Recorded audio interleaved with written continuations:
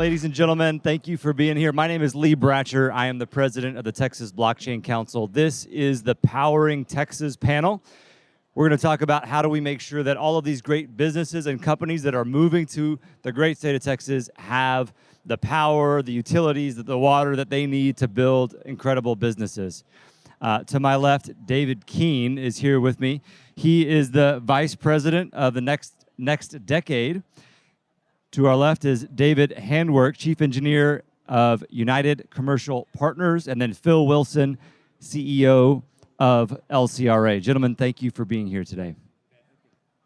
First question, going down the line, in your respective businesses, as you see an influx and we see a 3 or 4% gain in ERCOT as far as power consumption needs, and I'm sure the water consumption needs are matching that.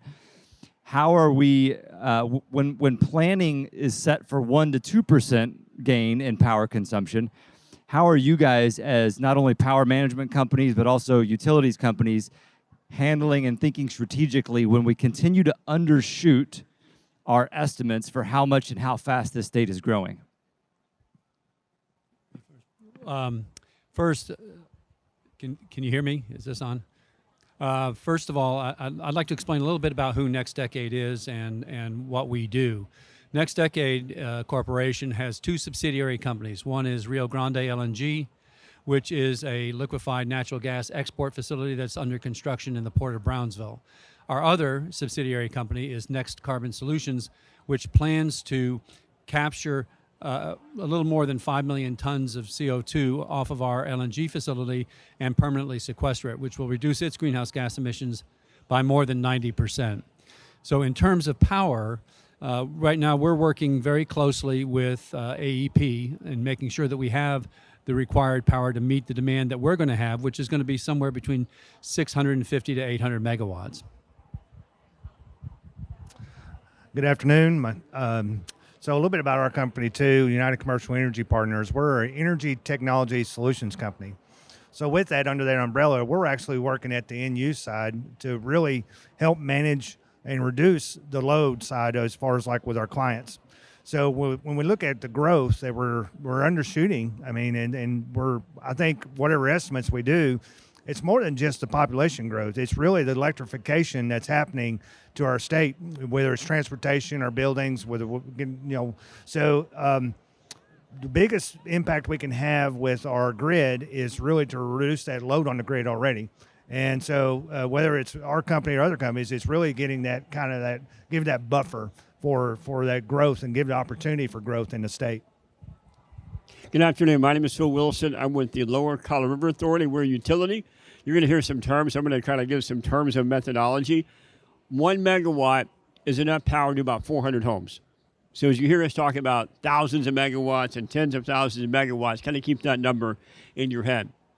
And the population growth in Texas in the past 25 years has gone from 20 million people to 30 million people.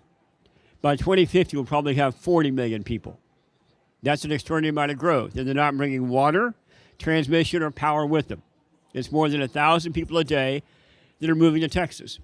And on top of that, you've had a substantial amount of growth in renewables. I'm pro all electrons, whether it's solar or wind, but on some days the sun doesn't shine and the wind doesn't blow. So we're doing investing in peaker plants, and we'll talk about that as we go forward. So kind of set the expectation of growth, electrification, LNG, carbon capture, all these things are trying to address how you keep the lights on, because we kind of take it for granted sometimes. Thank you, sir. David, a specific question for you at Next Decade. You guys are making a significant investment in Brownsville, Texas. What caused you to invest there, and what are some of the strategic benefits of that geography particularly? I think that's a really good question. First of all, what we're investing in is we're investing $18.4 billion in our phase 1 of our Rio Grande LNG facility. And it's the largest private investment in a greenfield energy project in U.S. history.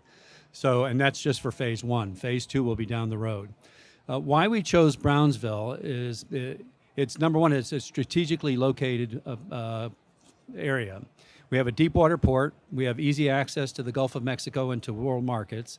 We also have easy access to gas supply out of the Permian Basin and out of the Eagle Ford Shale. So we're not constrained, as some of the plants are in Louisiana, of getting their gas supply. So that is, I think, a couple of the reasons why. But then also the workforce. There's a lot of people that really want jobs in the Rio Grande Valley. And when I talk to people, I was talking to some bankers a couple of weeks ago, and they said, what is the most consistent issue you hear about? And I said, I'm not trying to be facetious. Clearly the environment is a big issue. Making sure we're managing that is important. But the most significant issue I hear about is, where are the jobs and when are they starting? And I think if you look at the Rio Grande Valley, it has the highest unemployment rate in Texas. But what's even, I think, more concerning is that it has one of the higher underemployment rates in not only the state of Texas, but in the United States. So where people have to have 2 or 3 jobs just to make ends meet. Our facility during construction, it will have a peak workforce of 5,000 people. And during operations, which will go on for 40, 50, 60, 75 years, it'll be roughly 350 to 400 long-term, well-paying jobs. That's incredible. Jobs, I mean, when we're talking to elected officials and they hear those numbers of jobs, it gets them really excited. So I'm sure you guys have incredible support from the state as well. David Handwork, as we think about the efficient management of power, that's one thing that you guys do among many of your service offerings, is efficiently managing power. And your clients they're on all the time. Typically, you'll have a couple flexible load clients.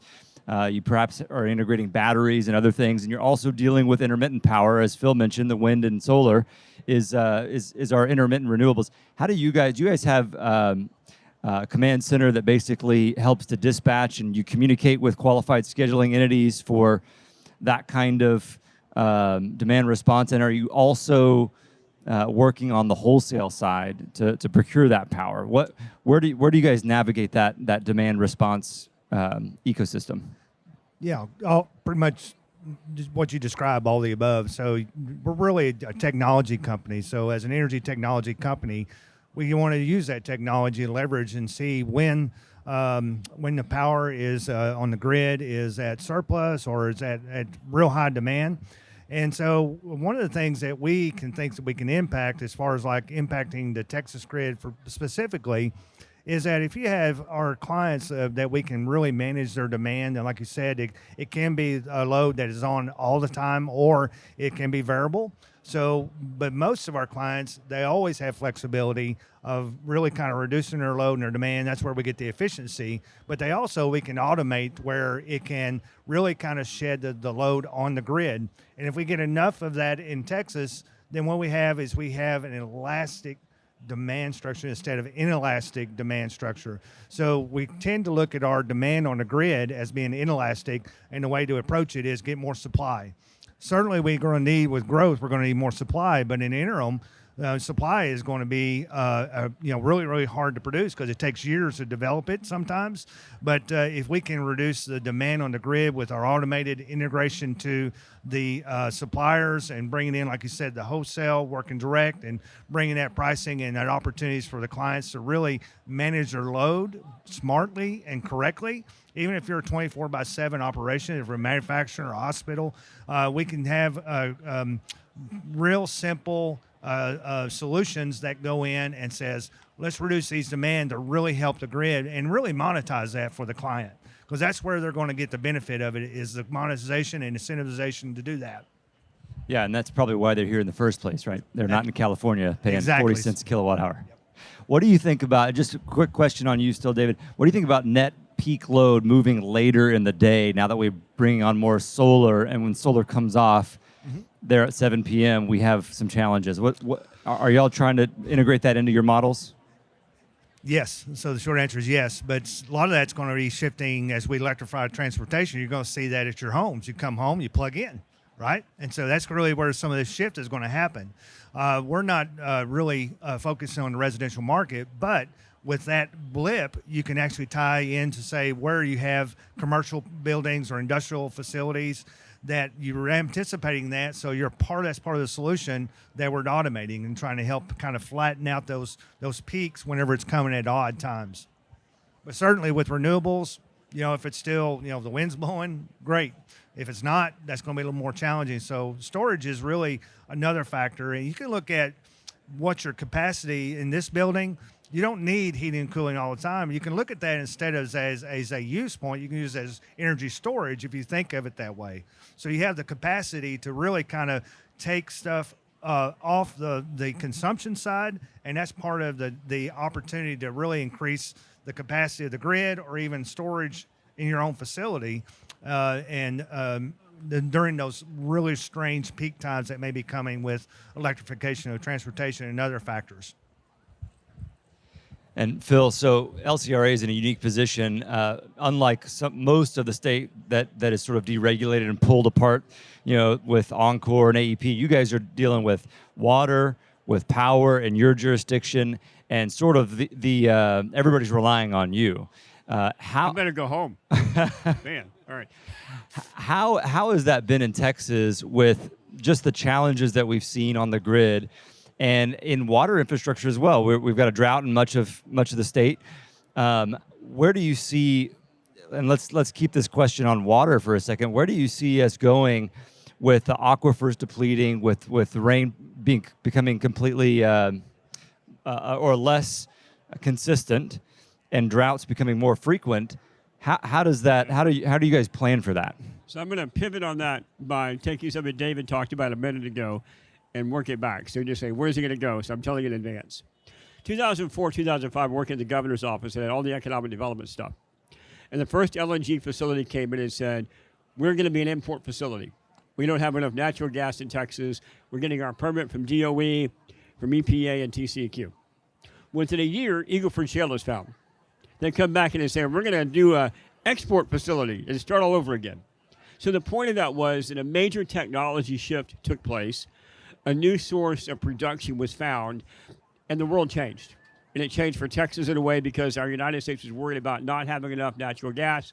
You had horizontal drilling come into play, and then you had the shale play that was just extraordinary, which is part of why you're in Brownsville, is part of that story. So when I look at water, I think you have to have the idea that not all ideas are tapped, pun completely intended. And within that, there is a way to look at groundwater. There's a way to look at affluent, which is reuse of water. There's a way to look at aquifer storage recovery. How do you currently dispatch surface water? I see my friend Gary Farmer over there, and he knows this. Austin's population has doubled in the past 20 years. Lake Travis and Lake Buchanan have gotten any bigger. They're the very same size. So in Austin, we have a finite pool of water that's supplying that on the surface water side. So between technology, conservation, best practices, you can do the same thing in water you're doing for energy and kind of reduce your demand at the right time. Having said that, though, we have to invest in new infrastructure. We're looking at groundwater plays for ourselves. We're looking at partnerships for reutilizing some of our current reservoirs that are currently deployed other ways. It's going to take an incremental approach to everything. I think that's the part. There's not a silver bullet where you're going to solve this out of the gate, but you have to be willing to look at all ideas. I had some guys come the other day that have a ionic precipitator, and they're able to take rainfall and basically juice it up by 5 to 10% during a rainstorm. Now, you don't want to do it when it's flooding, but if you're able to take an event like that, as an example, I'm not sure it's the best thing ever, but I'm learning more. But that's an example of ideas. So I think it's going to take all those things on the table to start looking at how you address what we have here in the state. And a follow-on. Go ahead, David. Yeah. I was just going to add, I think you brought up a really, really good point, Phil, and that is what happened, and Carla De La Riva has heard me say this a number of times. When I talk to students, I'm trying to get kids more interested in this industry and to say, all right, this is a really extremely innovative industry. The electricity side of it, the oil and gas side of it. You go back to what Phil was mentioning, 2004 and 5, the U.S. is running out of natural gas. That's why we had to build import facilities. What changed was the ability to be able to combine hydraulic fracturing, which has been around since 1948, with horizontal drilling. And when you start looking at that, it exploded. And it turned us completely around so that now we're one of the world's largest exporters of liquefied natural gas. And I think it's really, really important. I think the politicians understand that. And I do want to say, back to the political point, we've had tremendous bipartisan support for the development of our project from both of our senators, from a number of members of Congress, both Democrat and Republican, that have been extremely supportive of developing the Rio Grande LNG project, along with the county judge, Cameron County, Eddie Trevino. So it's been absolutely amazing, and I think trying to get kids more involved in this industry is part of my goal and my mission actually is. Well, this is a question for all of you guys. So with water, Phil was talking about water. You can store water a lot easier than you can store electricity. And when we run into the challenges with grid infrastructure, grid congestion, batteries are not quite here yet. They are, but they're not here at enough scale per se. How are we going to tackle electricity storage when we'll only have a few hundred megawatts of batteries operating on any given day? What's the sort of the next step to complement batteries in that way for all of you? Yeah, storage has always been the issue for electricity, especially on renewables, tied specifically to solar and wind. But we're seeing some leaps in innovation that's coming. But it's really struggling to get to market because of just the scale of it and also just the expense of the technology. But I predict that within 3 to 5 years, you're going to see the type of leaps in battery technologies is going to be equivalent to this horizontal drilling and hydraulic fracturing. It's just going to change it overnight. And it's going to be a game changer for renewables, but it's not just that. It's just grid reliability. If you can maybe even replace, engine generators and replace, that type of technology. And but long duration batteries is one technology. There's graphene that's coming out that really will maybe change. And what's driving that is really the battery storage innovation in cars, in automobiles, and transportation. So you're going to see that leap happen, and when it does, then we won't be talking about it. But yes, today it's a huge issue, and it only has to be managed right now with just the current technology. I don't know another solution that has any economic viability with it. Anything to add to that? I think that's the biggest challenge. So let me kind of set the table on size again. So for 10 days this summer, we broke the record for ERCOT. 10 days. We had 80 days of 100 degrees plus. It was the second hottest summer all time on record. And you mentioned the time change. 4 years ago when this happened, it would happen between 4 and 5 p.m. And that's because the wind would slow down. Now the challenges happen between 7 and 8 p.m. because the sun went down and there's no more solar being produced. So batteries can be a solution, but the issue is they get you 2 to 4 hours max. And if you have a significant event like Uri that happened 2 years ago that lasts more than 2 to 4 hours and you're relying on batteries, you're hosed. So what we're trying to do is develop more thermal dispatch. We have peaker plants. We're building 190 megawatts right now, probably do another 190 megawatts on top of that with simple reciprocating engines. And that allows you to show up when the sun doesn't shine and the wind doesn't blow. I agree with the battery technology, but right now it's very expensive. It doesn't money out, and a lot of people are investing in a huge amount of battery storage, but there's not an economic rationale for it. I think they're betting on market solutions that are not there yet. So it's a great tool, but I don't think we can put all our eggs in that basket, and we need thermal generation as well in the future. No, the only remark I have on that, it just reminded me that our carbon capture process, typically in a carbon capture, you use a lot of external water. Well, when we're looking at Brownsville and the Port of Brownsville, we were thinking, well, carbon capture, there's not a whole lot of groundwater available in South Texas. So we said, well, if we're going to do this, then we'll have to either build a desalinization plant, which would make carbon capture uneconomic, or come up with a better mousetrap. So we challenged our engineers to come up with a better mousetrap, and we did. So we currently have, I think, around 8 or 9 patents that we've received on our proprietary carbon capture process where we don't use any external water supply for carbon capture. So I think that's one way of addressing some of the issues that we're seeing. It's excellent, gentlemen. I think we have time for 1 or 2 more questions, and I'm going to mention to the audience, you're probably wondering why the president of the Texas Blockchain Council is moderating a panel on energy. Well, I'll mention that I represent about 2,200 megawatts of Bitcoin mining in the state, which is part of a category of load called large flexible load. And depending on the day, if it's a shoulder month or a summer month, That'll be anywhere from 2 to 4% of all power consumed within ERCOT. There's another category in there called green hydrogen. They're large flexible loads, and they plan to monetize their flexibility in similar ways. Be on when power is cheap. The price of power is sort of a proxy for grid stress. So when power is cheap, the grid is not stressed. When power is expensive, the grid is. So gentlemen, question on these large flexible loads. And I'm curious on green hydrogen, because I do think about the Bitcoin mining side quite a bit as well. But on green hydrogen, are we going to see that at scale in Texas? Or is it going to be similar to batteries that it's many, many years away from large scale? I think the jury's still out on that. So I think there's a lot of work that has to be done on hydrogen before we're seeing it commercialized. Yeah, I know there's a lot of work, a lot of research and development in hydrogen. I think we look to countries like Iceland where they use their thermal energy to really get the cost of hydrogen down. I think that's where you're going to have innovation at. But hydrogen is something that I hope that is part of the portfolio of renewable energy that we go forward. But I don't think it's. I don't think it's going to be something that's going to be on the table for the next at least 5 years, but certainly it could probably make more like 10 years. I think it's viable in our economy, unless you got a technology leap. One of the differences in Texas and every other state, we have something called an energy-only market. Other markets have something where they have a regulated rate of return, where your Public Utility Commission says, how much money do you need to cover, whether it's a nuclear plant, a green hydrogen plant, batteries, et cetera. Not arguing pro or con for either one, but under our market design, you have to have the most competitive price point in order to compete, generally. And so when you have that, a technology like green hydrogen, which I think is going to be really cool in 10 or 15 years, is going to have to prove itself up probably in other states or markets first, and we will not be an early adopter.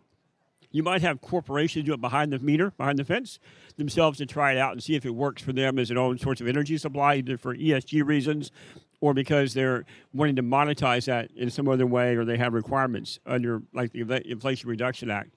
But from our standpoint, you're going to start with the most economically making sense product. Then you then put in the marketplace because your customers, whether they're corporate, commercial, industrial, or rooftops, want to be able to have that for the most competitive price they can. Well, I'm struck by a theme emerging here. It's sort of an all-of-the-above approach, right? We have so many different opportunities and resources in the state of Texas. We are the energy capital of the world.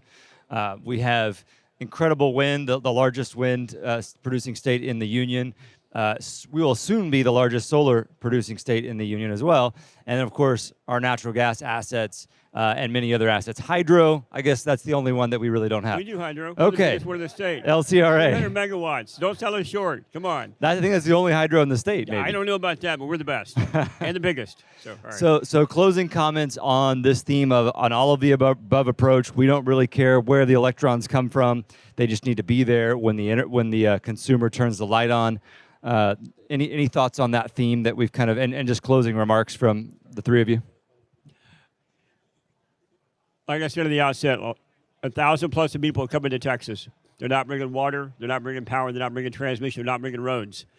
We as a state, and I think our leadership has done a pretty good job with this, have to make a conscious decision to make these investments, whether it's on the corporate level or the policy level for the state where they have the right role.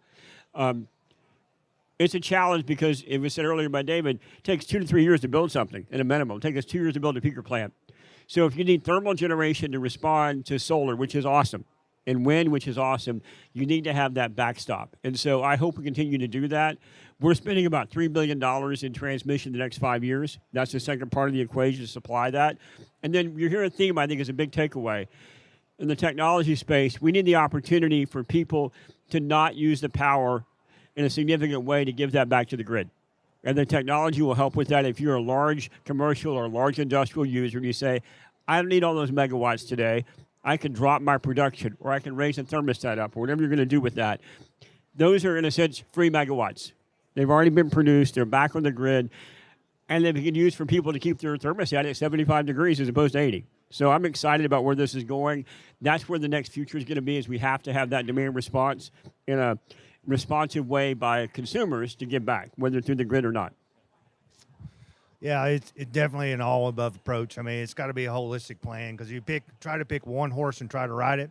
That horse is going to get tired and peter out and just fall down on us. So, I think that as we really owe it to the state of Texas to have reliable, inexpensive, very good energy, clean energy that we can go forward. And I think Texas is well positioned to do that because we have all the right things and tools in place to really keep the energy market affordable, reliable, and just good production. And it'll be a good engine. And I can see Texas being an exporter of renewable energy because other states are having to buy renewable energy credits. So where's it going to come from? It's going to come from a state that can produce it. But if we keep growing like it is, that export is maybe limited. No, I absolutely agree. It's all of the above, but I would also caution that I wouldn't want to see policymakers choose winners and losers. I think that's going to be really important, that let the market decide what's most efficient, and then you will have a market that will function. Thank you. We could go on for another hour because there's a lot more to talk about, but we do need to wrap up. Ladies and gentlemen, join me in thanking these gentlemen, these subject matter experts, for being here today. Thank you. And I think we will be around for questions for the next few minutes. Thanks. Hey, it's Amy. Click over here to subscribe, click over here for more content, and we'll see you next time.